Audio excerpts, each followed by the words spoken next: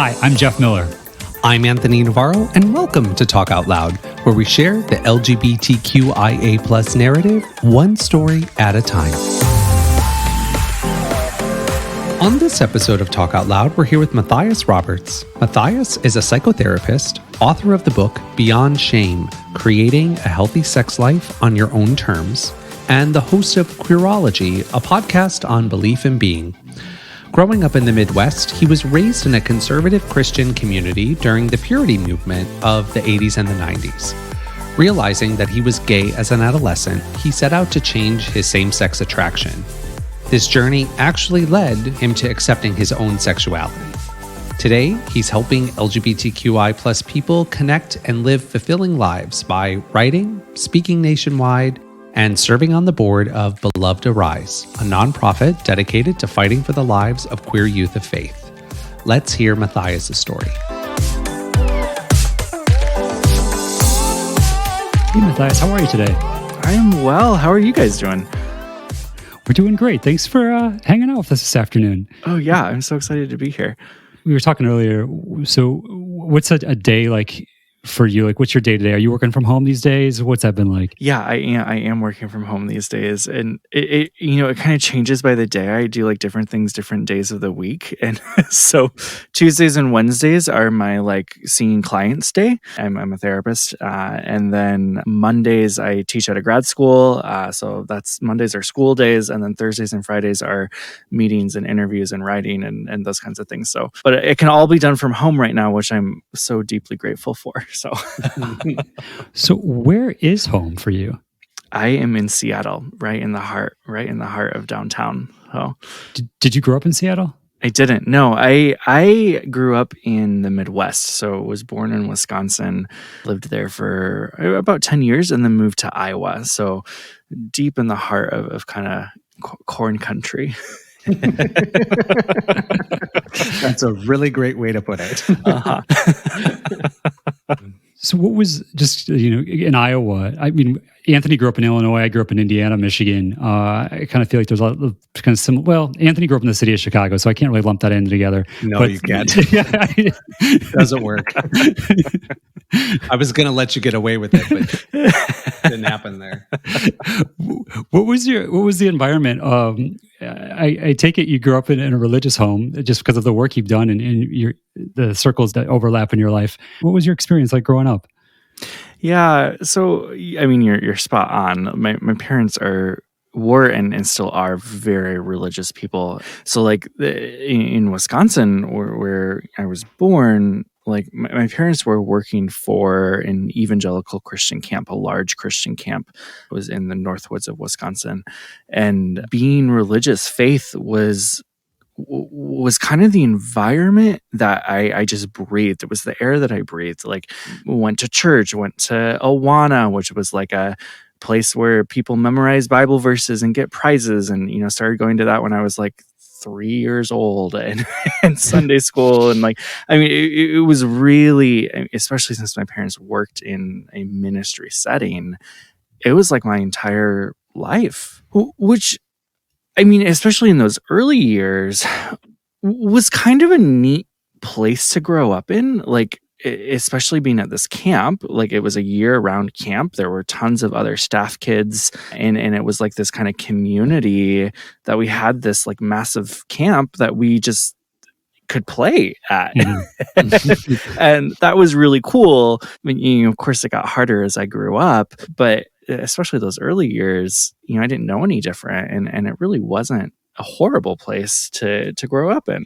It's interesting. So I grew up growing up Catholic and grew up in the church that way. As soon as you said what you were just talking about, I completely identify with sort of that experience, especially being younger. It wasn't a bad place to be. I could think of Saturday mornings, there were youth group, activities that we would go to, or volunteering at, what was that called? There was a food service program. I think it was called Market Days or something like that. Right. Mm-hmm. So just going and doing those things. And I don't know, looking back as a younger kid, it felt like a really comfortable place to be, having that sort of community wrapped around you. My friends were there. And I think it was like, obviously, when I got a little bit older, things sort of, shifted and it wasn't as comfortable anymore. But I've never really thought, like those early years, that's really when it really was good. And I guess good being a kid, not knowing any better. We were talking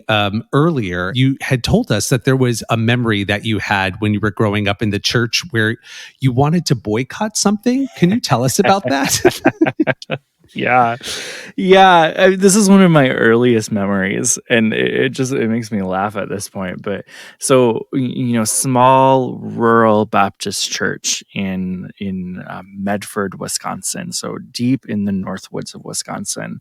And I remember one Sunday there was a group there, or something was happening in the foyer of the church of where they were choosing to, like, the entire Southern Baptist Church was choosing to boycott Disney because of Disney's gay days that were happening at that point. And I remember going to church that Sunday and seeing this and getting so fired up. I was like, I think I was like 4. I mean, I wasn't very old, 4 or 5 years old, and getting so fired up and like begging my parents, like, we need to boycott Disney. You just didn't see that coming, though. But yeah, like, and like my little like 5-year-old heart was like, I mean, I had no idea other than like Disney was allowing, bad people to, like, whatever. I mean, whatever the language was that they were putting around it. I was like, we have to do this. We have to boycott. And my parents actually didn't really want to, which is interesting to me looking back. Like, they weren't super on board with it, but I begged them so much that they said, like, okay, we'll do this, and we'll do it for 3 months, but it means that, like, you can't consume any Disney content for 3 months. So that means no Happy Meals. That means no Disney movies. That means, so on and so forth. Anything associated with Disney. And I was like, yeah, we have to do it. And so they're like, okay, we're doing it. And then, like, we went to McDonald's for lunch, and I couldn't get the Happy Meal toy. And, like, that's when I realized I had made a really big mistake. And oh my gosh. And I think, to my parents' credit, they actually followed through with like a full 3 months of, like, you said you wanted to do this, and so therefore, like, we're gonna do it. And so, like, I mean, it's a funny story, but it also speaks to, like, that was the world that I grew up in. Like, we were boycotting Disney because, they have one day out of the year where they're allowing, like, they're like celebrating queer people, and that was worth boycotting. That was so bad that an entire church community was having this national boycott, which is, I mean, heartbreaking looking back. Yeah, it is. I remember the same conversation taking place in the foyer. We weren't Southern Baptist at that point, but nor were we ever, actually.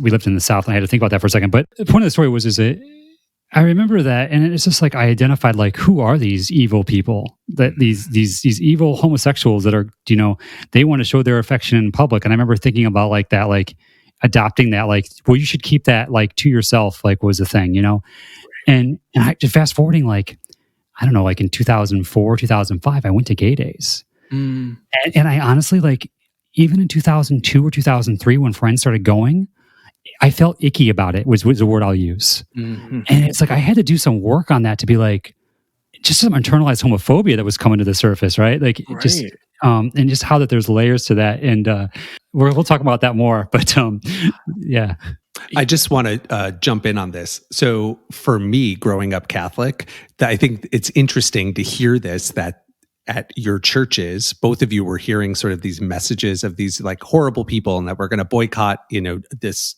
Disney Corporation and all of this. In my church, we didn't even talk about it. It wasn't even something that was talked about. So I think it's interesting to see the difference between the two faiths. It was kind of like, I know for me later on, when my sexuality came up as a thing is it wasn't really said it was accepted or not accepted. It really just was like, just don't talk about it, and I think we'll all be okay. So I always find it for myself interesting, and for people listening who maybe didn't grow up in that evangelical world or Southern Baptist world, that it was almost like, just don't talk about it and we'll be okay. So it's so interesting. I was reading a study the other day, and the study is from like way back in 2008, as if like that was a long time ago, which apparently it was. And like this study said that 85% of LGBTQ people grew up within some sort of faith community versus 75% of the general US population. And so, I mean, it's so interesting to me that like, I mean, even amongst in this conversation, like we've had very different experiences, but like so many of us have an experience at least with growing up in some kind of religious community, which is just so fascinating to me. Yeah. And we talked before, and you were also homeschooled. Is that right? Yeah, I was. For religious reasons. My parents wanted to make sure I wasn't taught evolution. So yeah. Well, and I remember having friends in our church for the same reason. That was why that they and nothing against homeschooling. I think there was a word that when you and I've talked before, and the word was fundamentalist was what kind of came up. And I think we talked about how like you kind of like were maybe borderline fundamental. Do you feel like it was fundamentalism or kind of borderline growing up, or? Yeah, I use that language of like borderline fundamentalism because my parents, I wouldn't quite say that they were fundamentalists, and I think a lot of people would maybe debate me on that, especially looking at like what my parents believed, but like in my world, like the fundamentalists were the ones with like homeschoolers who had 12 kids and wore like prairie dresses, and like, I mean, that was like fundamentalism. And my parents really had this emphasis in the way they thought about the world on like this theology of grace. And so I think that's like, even though my parents were making really like black and white fundamentalist choices, such as like homeschooling, they also had this view of the world that did allow for some difference, at least, and some respect for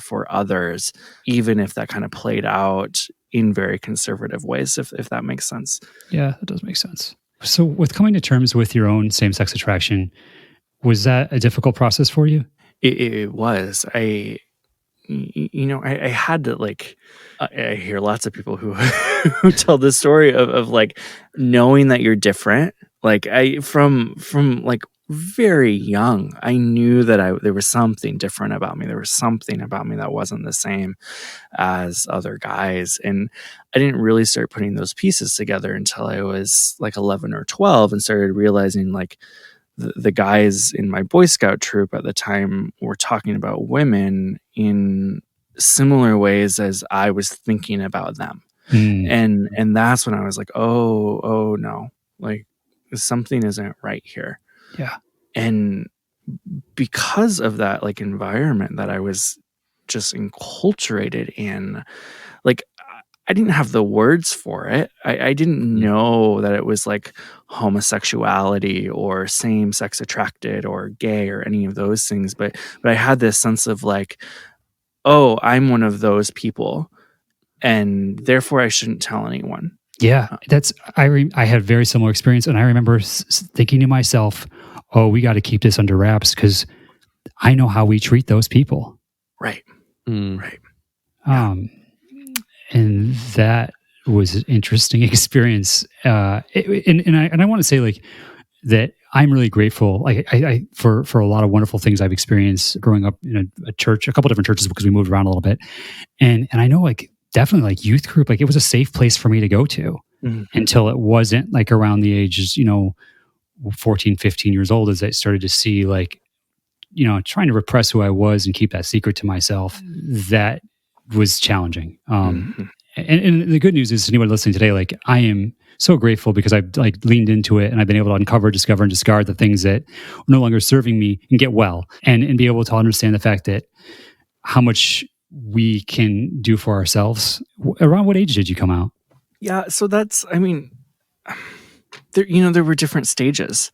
Mm. So there was the stage of where I guess I technically came out to my parents when I was 15 because my mom was cleaning my room, and she discovered this book that I had like snuck home from the library that was like, I mean, this super homoerotic workout book, like with these full page photos of men wearing next to nothing. I mean, it's just this very thinly disguised homoeroticism. It is what it is, and I actually have that book on my coffee table now because it's, I mean, it's a great book. But my mom found it under my bed, and like she, like, I don't think it was hard for her to put the pieces together. And she asked me, like, do you have this book because you're interested in getting fit or because you like the pictures? And for some reason in that moment, I chose not to lie to her, and I told her, like, it's because of the pictures. And she gave me a big hug and said, we love you. I'm going to talk to your dad about this. We'll get through this together, which I think is, really the best possible response she could have given me. And so that was one coming out. Another, I didn't really fully come out until I was 23, after I graduated from undergrad. And that was like the kind of final public, Facebook post, all of those things of like, hey world, I'm gay. But even that was I mean, I was so steeped in this kind of conservative evangelical culture. Even that was I'm gay, but I believe I should be celibate for the rest of my life. And so, there's even the stages after that of it wasn't nearly as like public or definitive as what like that Facebook post was, but, easing my communities that I was still, halfway in, halfway out of like, I actually don't believe any of this anymore. I believe relationships are okay. And so it was this gradual kind of moment by moment extended kind of version of coming out, if that makes sense. Yeah, I mean that for sure makes sense. I'm curious. So were your parents, they were like, they were supportive of you telling them, or at least you said your mom was. Did you, having sort of then these feelings of not wanting to act on it, where did that come from? Is that coming from your faith from growing up? And is that what you would consider shame? So, I would say my parents were, this may seem like semantics, but they were receptive. I wouldn't call them supportive, because like, at that time, that was the height of ex-gay movements. And I mean, that's the water that my parents then started to swim in. And so they started reading, and my mom started passing along things from like Focus on the Family Oh and yeah. Exodus International and like all of these organizations that were literally conversion therapy set up to like, you can change your sexual orientation and you should change your sexual orientation. Like, that's what, I mean, their language was like, God calls same-sex attracted people to. And it was all a scam. Like, it came out later, like that it doesn't work, and we knew it didn't work. But like, the idea of like, this is actually going to last my entire life, and I should just stay single or not act on it, that didn't come until I was in college. Up until college, I thought like, I'm going to become straight. And I'm going to marry a woman and have a family and just go on my happy life. And no one will ever know that this was even part of my life. Like, Oh, God will heal me. huh. So like that, that like celibacy thing actually felt like freedom in some ways. Like, Yeah. it's so weird to say at this point, but like, it was like an actual acceptance of like, oh no, this is actually part of me. Yeah. Where instead I was trying to change that part of me. Yeah. When you said, well, I hear almost the defiance, this young boy brimming with defiance and almost like intention. I am going to become straight. I'm going to, what did you engage in? Can you just talk about what did you Mhm. purposely seek out things to help with that process? So thankfully, my parents weren't super forceful about this. So they left a lot of things up to me. So they said, we can take you to a therapist, aka conversion therapy, if you want, or we can go to these conferences that were being held all over the United States at that point, and if you want. And for some reason, thankfully, I never wanted to, and my parents didn't push me on it. So it was like this like conversion therapy light kind of thing. I never actually went through formal conversion therapy. Thankfully, I'm so glad. And yet it was the air that we breathed. So I was reading books. I was here. My mom was reading so much, and she would be telling me all of these different theories of like, this is probably why you're gay. And if we just do this, like, then that'll fix it. And if we pray enough, and like all these questions about like, how are your attractions? Are you attracted to any girls in your grade? Like, I mean, it's like the diet fad of the month almost. Sorry, this is what it feels like, because I remember that. Yeah. It was so, that whole world. I mean, you asked about shame. Like, it was so mired in the shame of like, there's something so dirty about you that it has to change. And we can't be honest about it even. Like I had to make up stories, and I invented this term. I mean, I don't know if I invented it, but like I had this term that I tell my mom of like emotional attraction. I feel emotional attraction to this girl that I was doing theater with. She's someone who like I could see myself liking someday, and I'm emotionally attracted to her. Like, bullshit. Like, what? Like. I was going to say, this is not BC, but that just sounds really gay. Right? Truly.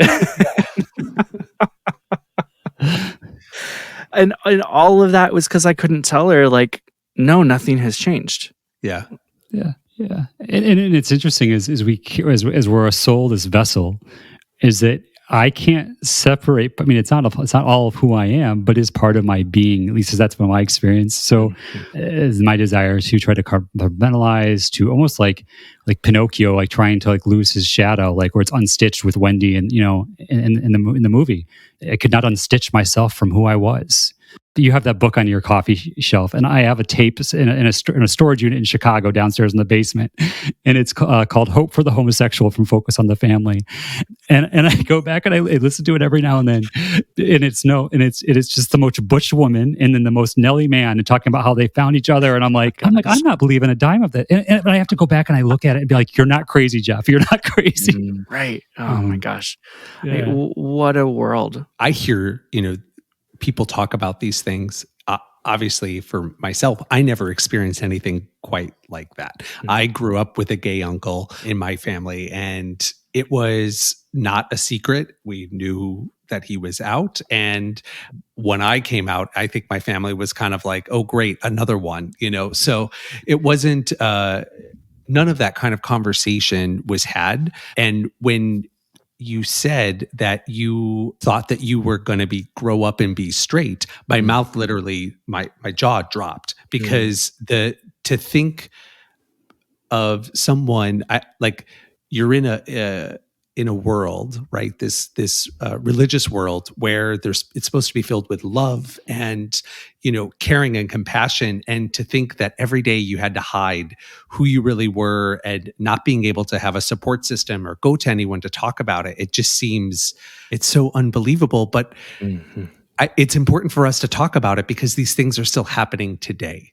In order for us to continue, as much as all of us that sort of live in our bubbles, it's like we don't really think about this. Jeff and I were having a Zoom call the other night with a friend of ours, and we were talking with her about some things that we saw happening back in Indiana, and she just couldn't believe it. She lives in West Hollywood, and she was just like, that kind of stuff doesn't happen anymore. And it's like, yes, it still does. So it's important to call it out that, for some of us, these things weren't an issue when we were kids, but it's still happening to kids all around the country. And I mean, even worse in other parts of the world. Yeah, I mean, that feels like such an important point because it is so easy, especially for those of us who kind of live on the coast or in major cities, to just think like all of that's in the past.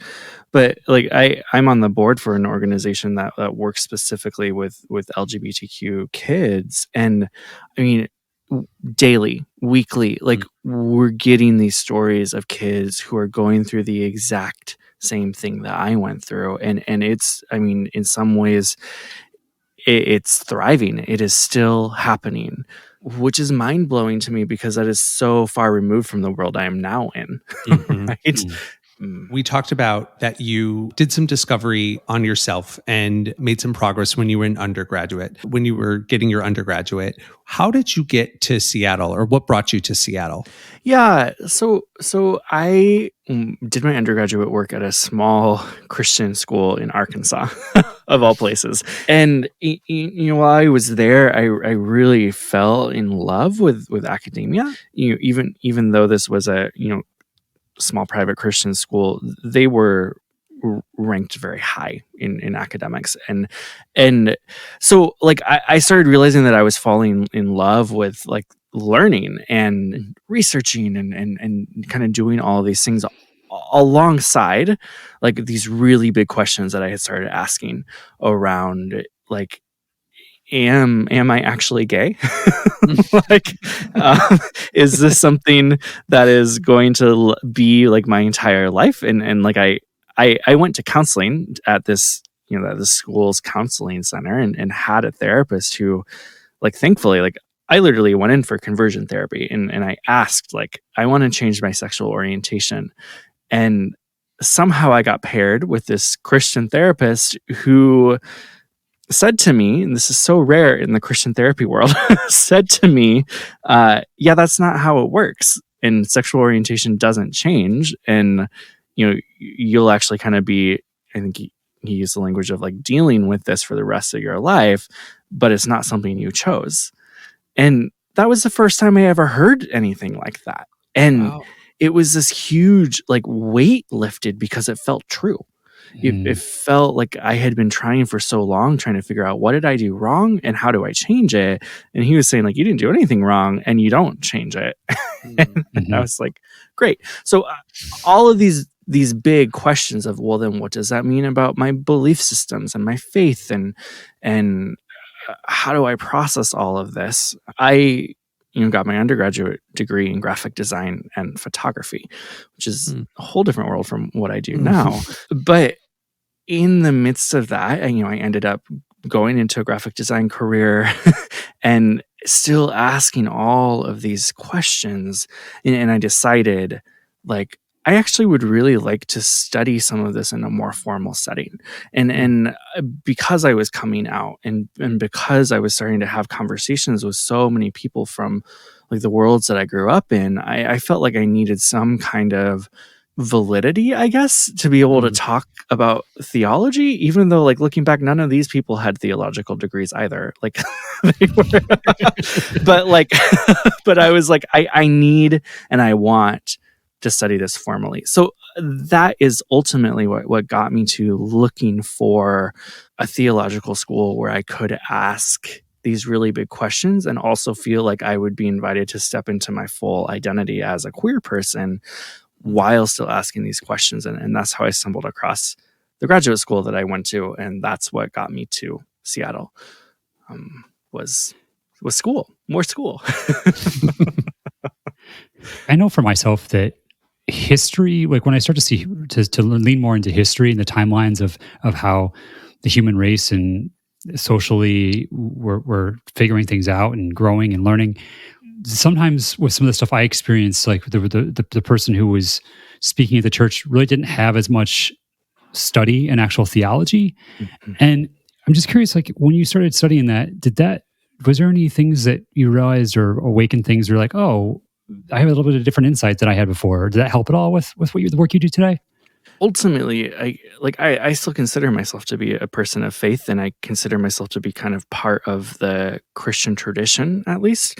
I don't know that I want to I have a really complicated relationship with that word Christian, especially now, but at least within the Christian tradition. And ultimately, like to say that everything shifted doesn't feel like an overstatement. Like I had to work through all of this stuff I was taught about the Bible, about history, about science, because I wasn't taught evolution. And so like Mhm. here I am as as a graduate student, like Googling YouTube videos of like basics of evolutionary theory because I wasn't taught any of it. And like, how do people say this work? And like, well, yeah, of course this is true. Like, so I had to like reconstruct it in some ways and deconstruct like everything I felt like I was taught about the world in order to re-arrive at a place that actually felt like I could exist in the world.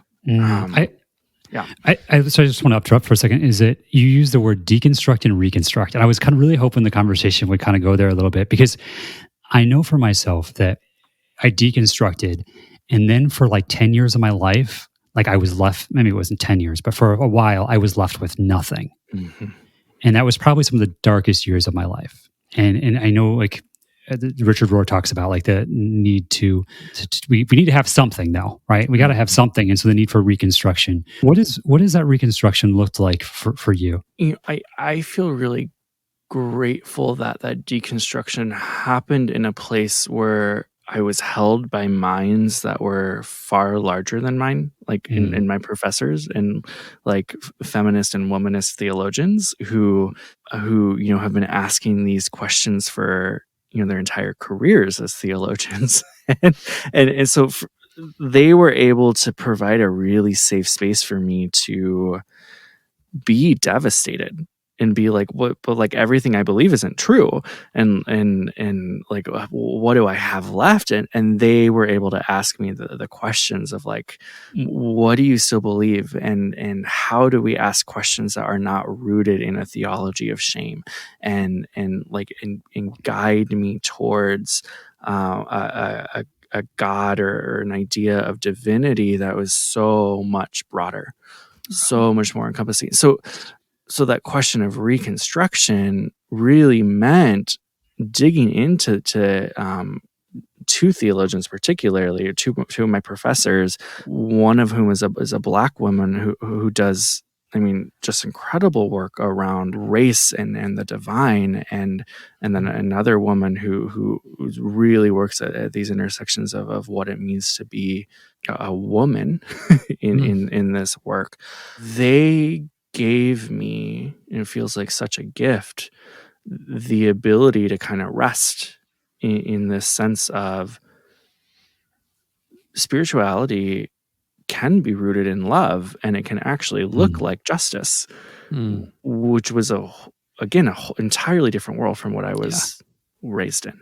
Yeah. It's in myself, I identify like that it goes from a world that was finished or ended or complete to being maybe able to then start to see the injustice, and then we can participate in what the world is becoming.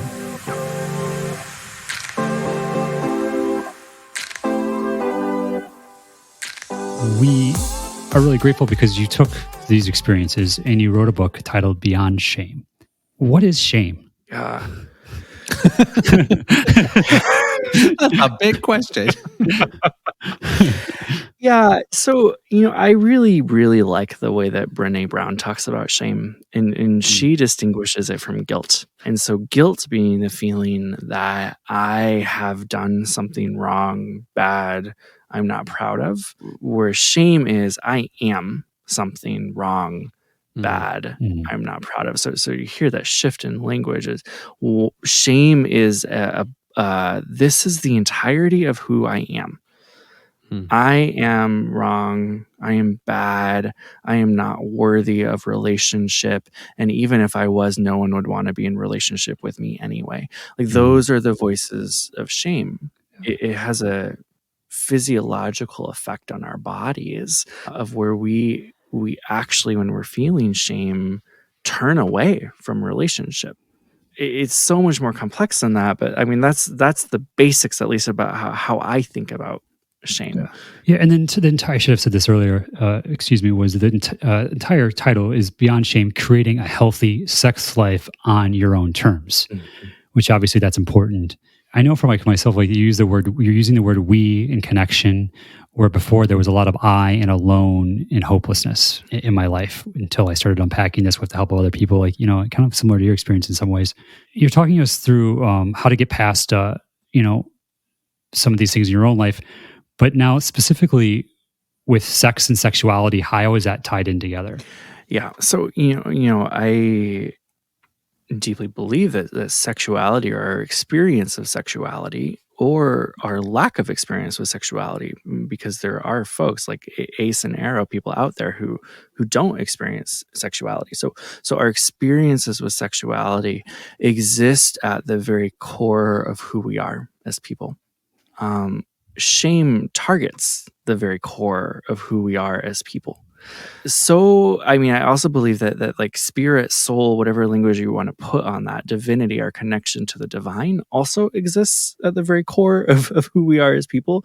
And so when we tie all of those things together, and when shame, when we grow up in an environment that shame is targeting these deeply core parts.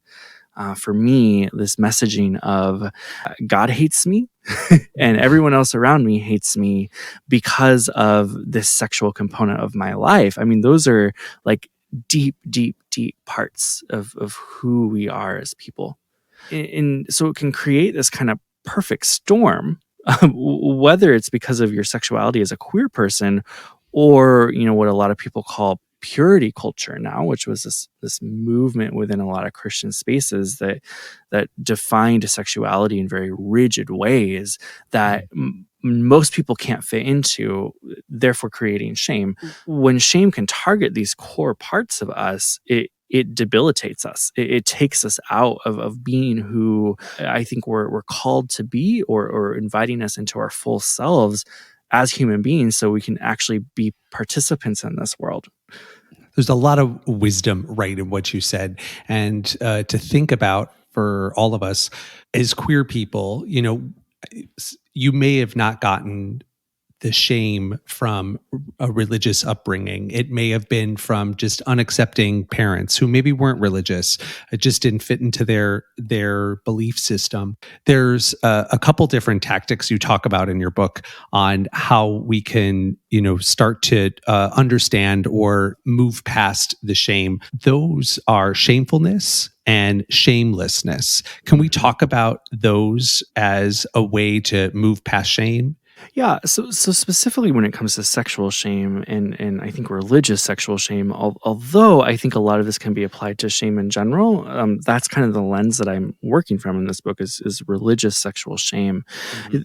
There are a couple ways that I think we try to cope with our shame. And it just call these coping mechanisms. The first one is shamefulness, as you said, and that's when we actually let shame control our sexuality. So, I mean, that's the world that I grew up in. Like, shame is keeping my sexuality at bay. I have to push it down. I have to hide it from it. I have to hide it from other people. And the motivating thing is this sense of shame. I am not worthy of connection. So shame is controlling the narrative in shamefulness. So some of us try to control our sexuality and our sexual shame through that. We use shame to control ourselves out of fear of what will happen if we don't. The next one, shamelessness, is kind of the inverse. And in a lot of, at least in my experience with religious folks who grew up in these worlds, like often there'll be a time where a switch is flipped and we'll kind of decide like, fuck this shame. I'm going to go live the life that I want to live. And so when it comes to sexuality, we start using our sexuality to control the shame. And we go, and the interesting thing about this kind of place is, we actually may be trying on new sexual values, new senses of how we want to be in the world. But the catch is we haven't actually dealt with the shame that's underneath. Mhm. So we're using it in a way to avoid the shame that is lurking kind of around the corner. It's still there. We haven't dealt with it. I'm curious, just as a side note, then how does that affect relationships? Oh boy. Like the We ability need to- another show. Sorry, part two. Never mind. I mean, it can look so different in so many different ways. I tell the story in the book about a guy who was in the kind of shameless position, who decided to, again, this is a religious context, to give up shame for Lent. Mhm. and the way he did this was by going to clubs every weekend, gay clubs every weekend, and going home with different people. And I don't think there's anything wrong with that, other than the fact that he was using that to try to manage his shame. And it caused a lot of relational rupture for him. It caused a lot of for him, he felt like he was like using people and just kind of consuming people and casting them aside. And at the end of that experience for himself, he decided, like, I don't actually like the person I became. And again, for him, it wasn't necessarily about like sexual values or ethics, but instead about like what he felt like he was doing to other people as he was running away from his shame. Yeah, it's interesting because I think about like some things like with addiction as well, that whether it's food, alcohol, or sex, how that these are God-given gifts, that we've been given, or whatever you choose to call it. But and that when I start to use these things for more ease and comfort than the actual asset of what they are, then it kind of drifts into becoming a defect in my life. Does that make sense? Yeah. There's a huge difference between engaging in something as a way of embracing connection and goodness, or, I mean, we can use those very same things to avoid and to avoid digging in to connection, whether that be connection with ourselves or connection with other people. Yeah. And at least for myself, I know that I was really desiring a deeper connection within myself. And then once I got well, then wanting to be able to share that with other people. When I was reading your book, this actually really brought me a lot of joy. There's a word that we don't use that often. At least I don't feel like we use it that often, but when we do, I get excited. And that word is paradox. And you outline 4 distinct paradoxes about sex. And the first one, to anybody listening, is, and I love it, the first one is that sex is healthy and it's risky. If I'm new to this kind of stuff and I'm sitting on the sidelines listening to this conversation, what would be kind of a way to introduce some people to understanding that? Yeah. So, I mean, kind of, I'll go big picture and then zoom in. Like, big picture, at least in the worlds that I grew up in, we talked about sex in very black and white ways, and usually in the negative. Sex is this, it will ruin you, so on and so forth. And as I did a lot of studies, both in the theological realm, which there are very rich traditions of theologies of sexuality within the Christian tradition, but also in the psychological world, which is what I was most interested in, realizing that sex is so much more complicated than the black and white. And I really felt like we needed a way to talk about sexuality that actually embraced the fact that there are like kind of opposite things going on. So there's these paradoxes of like, sex is healthy. Like, sex is so healthy, both from just a physiological and way of being. Like, there are health benefits to having sex and being sexually active.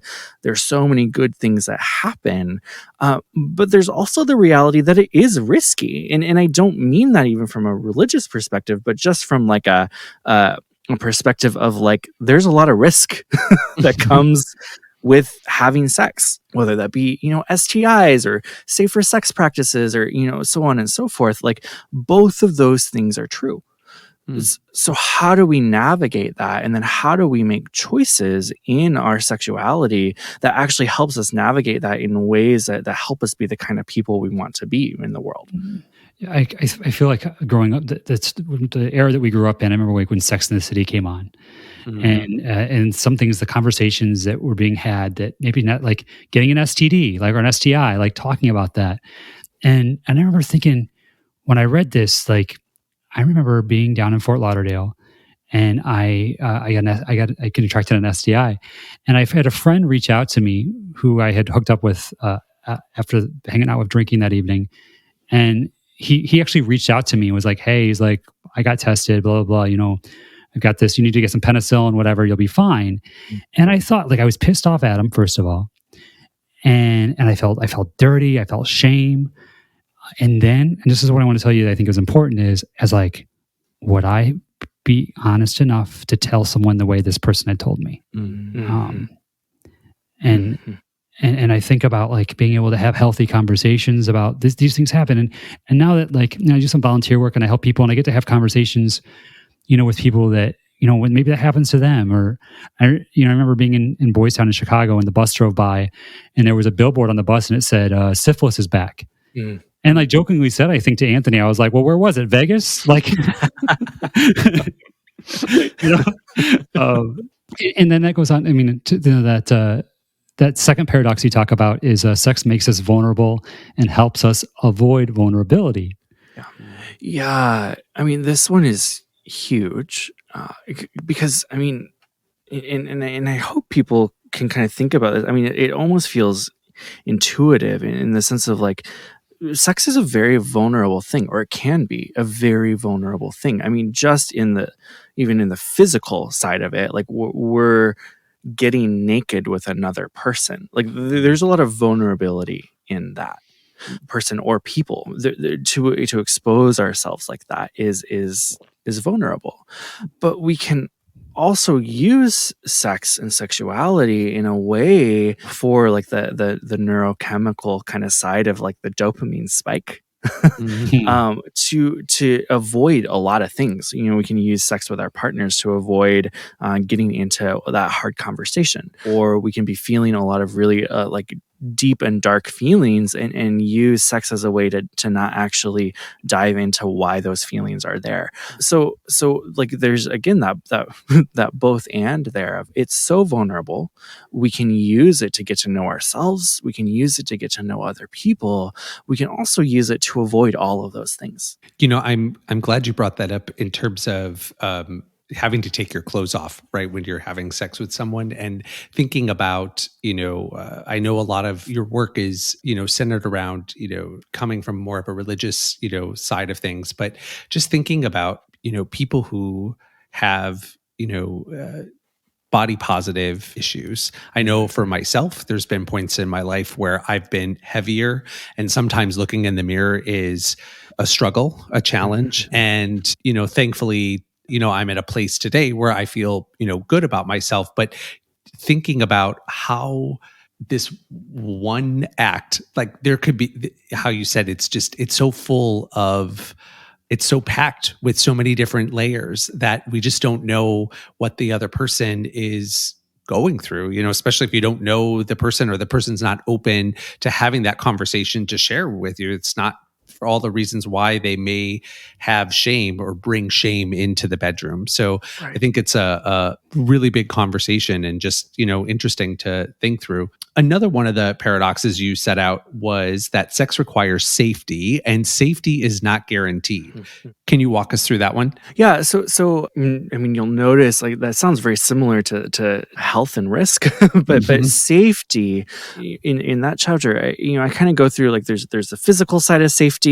Like, when we're with someone, like we do have to, at least for emotional arousal, physical arousal is different, but at least for emotional arousal, we have to feel safe with someone to experience a psychological arousal. When you're with someone, you can't control what that other person is going to do. There is no guarantees that that person isn't going to violate one of your boundaries at any given moment. I tell a story of a client that I had, and just so it's said, like these stories are I'm not actually really talking about like one person. I shift these stories around a lot to protect the people that I'm talking about. So these are actually many different stories, but a client that I had who was having a sexual experience that started out, that he wanted it and he wanted to be with this guy, felt really good, but then halfway through that experience, something shifted in him, and he didn't want it anymore. And he didn't say anything about it, which, I mean, makes sense. It's really hard in the middle of an experience to say something. But he came to me and was just feeling really kind of yucky about about that experience, and he was wrestling with like what actually happened, and why do I feel so gross about this, even though I gave consent, even though I wanted it. And we had a conversation around, consent is an ongoing thing, and it actually sounds like you were violated in those moments, and it was a violating experience. And so what does it actually mean to be able to communicate even in the midst of sexual experiences, and realize that consent is this ongoing thing? So this idea of safety, and the idea that safety isn't guaranteed, we're constantly negotiating that within our relationships, whether that be, a one night experience with someone, or, a marriage, a partnership of, 25 years. That person can turn around and divorce you. And for people who get divorced, there's often hear like, it's like I never knew that person. What happened to them? Like, what happened to that person that I knew? Relationships are safe and unsafe at the same time. As you were talking, I was thinking about there are a couple times where when I was single, and whether dating or having an experience with someone for one night, where it's almost like out of nowhere that shift happens where everything is like okay, and then all of a sudden, whether something is said or something is done a different way, or somehow you become uncomfortable. And I remember one time like most people, you just kind of like, keep going through it because it's kind of hard to stop sort of in the middle of it. But one time I remember being so, I don't know if I was scared, but I knew that I could not be in the situation that I was anymore. And I was home. So it wasn't like I could just get up and leave. And I remember raising my voice and calling this person out, and my next door neighbors heard what was going on, and they came, and it was almost like, I think about it, like if they didn't come, I'm not quite sure what would have happened that night. So there is something to be said, for that. And also too, it's like, just thinking about that, just this safety of, if you're in a one night situation, or you're just newly dating someone and you're bringing someone into your home, our home is a place where it's supposed to feel safe. You're supposed to feel secure there. That's what a home should be. And there's something that goes when you're violated at home. I feel like there's something that changes about that space. And I remember that apartment that happened in, I wasn't, I think I only lived there maybe a year. I think it was my last year of college. And I just remember that I didn't want to stay there anymore. And it wasn't just that one experience. There were a couple experiences that maybe just weren't good. And it was like, I needed to get out and be out of there. So it's important to remember that, all of those things sort of relate and correlate with, the experiences that we have with people. The last paradox that you outline is that we will get things wrong and right at the same time. I like this one. This one feels key. So I use, in that chapter, I use the illustration of learning a language, and this idea of, like, when I was 17, my family moved to the country of Romania. My parents decided to become missionaries, and as part of that, we tried to learn Romanian. And anyone who has tried to learn a language before, there's one thing about learning about a language. There's another thing actually trying to become fluent in it. And becoming fluent in a language requires you to actually speak it and make just so many mistakes, right? Like, that's the only way to really become fluent in a language, is by making all of these mistakes. But that's how you get it right. And so this paradox is this idea that oftentimes, we make things that we would call a mistake, and 6 months later, 2 years later, we look back and say, like, actually, I'm so glad that happened. Or vice versa. We do something that we feel really good about in the moment, and 6 months later we look back and you're like, oh my gosh, like, I wish I had never had done that. And so this sense of we are constantly in process. And how do we recognize that from the start and negotiate with the fact that we may not actually know what we're doing? When it comes to sexuality, like, I believe sexuality is the language of the body. And so in order to become fluent in it, we have to have experience, whether that's experience with other people, experience with ourselves. Making these quote unquote mistakes, we're actually learning and becoming the kind of people that we want to be in the world. Yeah. Yeah. It's funny because, a lot of people don't know this, but at a point in my life, I kind of like gave up on everything in the city, and I moved out to a farm in Michigan, and I became a farmer for a little while. Yes. And my friend who was my dear friend, he was kind of like an uncle to me. He passed away, and after, he would say to me, he's like, Jeff, he's like, it was his farm, and he was like, Jeff, he's like, if I can do this, you can do this, and really helped me like build up my self-esteem and taught me things, and I realized, I was like, well, you can YouTube anything, right? And so I would go on YouTube and Google how to fix a tractor, right? It's like, just follow the instructions. And why I'm saying this is like, I've done the same thing with sex, with porn, and it's like, just because you watch something in pornography, it doesn't necessarily, first of all, there's two people involved, and we don't know what the other person's feeling in that process, how it's going to feel for me when I try to engage in that actual body movement. Right. Right. I mean, it's kind of a silly conversation, but I don't think I'm the only person who's done this before, right? We've got a limited amount of time, and we want to respect your time with us here today. But I will say, you have a really great masterclass that's on your website, and with Linda K. Klein, who's also an author, who wrote the book Pure, inside the evangelical movement that shamed a generation of young women, and how I broke free.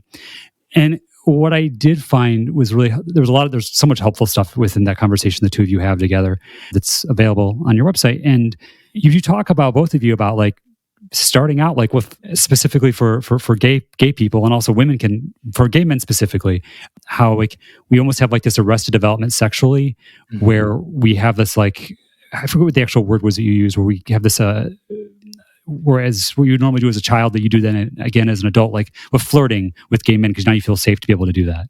Right. Second adolescence. Thank you. I was going to say arrested development, but second adolescence. Yeah. And so, I mean, there's part of what you all talk about that, like I flirted with somebody today, and that's a win. Like just, I'm not going to go home and just, maybe you do, but like just starting out, like how to engage with people, like learning how to ride a bike with these things. Yeah. I mean, I think so core to this is learning how to actually treat ourselves with kindness. And realizing that like we are each on our own unique journeys, and there is no prescriptive journey that we have to be on.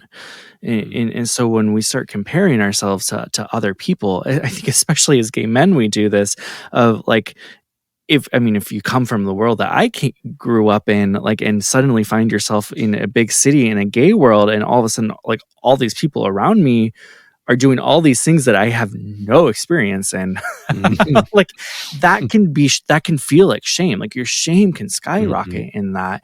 And so to realize like we're learning, and we have to treat ourselves gently in that process of discovery and figuring out like, like for me, like I've never back then, like I've never flirted with a guy before. Like, how does that even work? And it's really awkward and hard as, mid-20s to do that instead of in your teens. And, all of those things, it is an exercise of learning how to treat ourselves with kindness and gentleness as we learn. I think that we would want that for anyone, right? Sometimes I talked about like the things I say to myself or the things I do to myself, I wouldn't do to my best friend or say to my, Right. There's there's been a lot of binge watching of Netflix in our home with the pandemic, and just, trying to stay safe and be respectful of other people. And we binged Bridgerton a couple weeks ago. Yes. And did you watch that by chance? I haven't watched the whole thing yet, but I am in the midst of it currently. Yes. Well, I don't want to give too much away, but it's just an interesting thing because you have this young woman who it's like the women are not allowed to talk. They don't talk about sex in front of the women, and she gets married and she has no idea like what she's like, what are we doing here? And how being able to talk about these things, and like we don't just become a professional wrestler. That person started taking wrestling, it's a bad analogy, but you start off in the gym, like, stretching, and then doing, 20-pound weights, and then 30-pound, to get to become who you are and grow into that, like anything else. Same thing for a career, So with all that we've talked about today, if someone is new to this, you talked about, the flirting. What are some other things to start off with, some actual action that people can take for themselves? I mean, that masterclass that you've mentioned, I think is a great place to start, especially when it comes to this realm of relationships and sexuality. Like, there are so many different practices in there, and it's free, that can be so helpful for establishing these kind of practices of like, how do I begin a relationship with myself, but then also with other people? I think that can be huge. I also think getting into community is so important. So finding people who are maybe in the same process, same kind of stage that you're in, or people who've been in these realms before, who can help guide you through what it actually means to start to flourish and doing this work not alone. That was a clunky way to say it, but don't do it alone. Find those people. And if you're in a place where maybe there are not, or you don't have access to groups of people physically, I mean, a lot of us are in that place right now with COVID, but like, there's so many groups online too, that you can find, and quick Google searches away of these really supportive communities where you can ask questions and try to figure some of these things out as you step forward into the life that you want to live. Jeff and I were talking before the show, and I said to him, one of the things that I cherish from my early 20s was having that community of friends, sort of like this mishmash of folks. And it was mostly, gay men and straight women. And we were all very open and honest, and were able to talk about sex in a healthy way, and talk about sexual experiences or encounters that we've had with people. And I know, as soon as you said, being able to find that tribe, finding those people to be able to have that conversation with, it was so important, because it helped answer so many questions. Like, Jeff was saying, like, oh, you could, you could Google anything, but it's like, if you can have safe conversation with people who you know and who you trust, who maybe they've had an experience and they could share a little personal insight, knowing that it may not be the same for you, and there's a lot of other factors in there. But just to have that community I'm so grateful for it, because I know it's helped shape I don't want to say the person that I am, but the level of comfortability that I have with myself as a sexual being. It's so important. I mean, deeply believed we are people who are formed in relationship. We are not solo creatures. And another huge one, I know it's not accessible to everyone, but like therapy. And I realize I'm a bit biased as a therapist, but like therapy has been huge for me even before I became a therapist. Like, having that kind of, we're not objective as therapists, but like that third party, that someone who is not in your life on a day-to-day basis, who you can just talk openly and freely with, and know that it will be held in that room always confidentially, and who's trained. Like, so important. Yeah, there's something about that person who's up in the control tower, who's not on the runway with me, who can't see the, I can't see the forest of the trees. That's kind of the saying that people use sometimes, that we use. And also, when you as a therapist, I would think your safety, your fears are not being triggered, because you're just standing there observing, and you can help guide through. And also, you've done work for yourself too. You've and so it's like, oh, this is what's helped, and this is what has seemed to help other people. Or maybe if I don't have the answer, I can find out someone else who does. I can't say enough. There's a lot of people in the world that I admire, and I find like so many of the people that really have this freedom, or that have been able to maybe step closer to what they're called to be or become. There's something in the story that involves therapy or group work, or some sort of like writing process, or something to that inflection, like to dive within themselves. But I know for myself that it wasn't healthy for me to do that on my own. So I always recommend having a partner in some shape or way or form when approaching that stuff. Well, Matthias, we really appreciate you taking some time today to be with us. We're going to have links up on our website, obviously to your website for your book.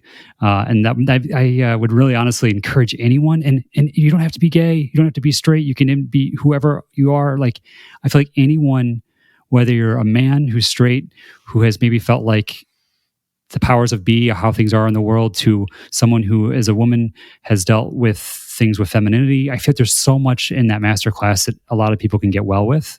So I really would encourage that to anyone to take some time and give it a listen. Yeah, thank you.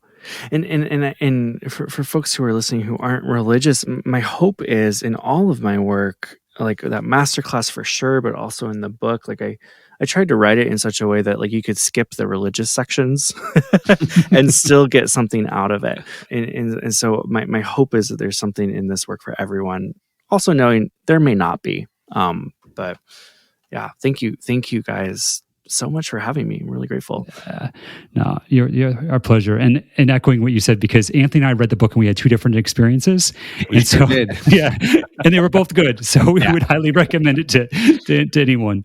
So yeah, you said, I think I love how at the end of the book you talk about the little engine that could. And thanks for being a cheerleader for all of us and helping us kind of see like where the next step is on that path today. So thank you so much. Yeah, thank you.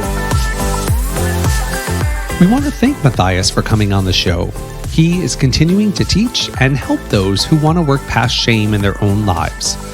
If you want to learn more about Matthias and his work, you can visit our website at www.talkoutloudlive.com and visit his profile page. There, you can get the information about his free masterclass, as well as his book, podcast, and more.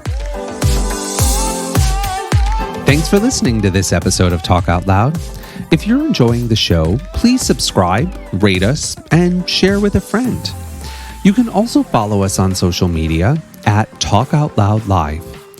If you or someone you know has an inspirational story and a member of the LGBTQIA+ community, we'd love to hear from you.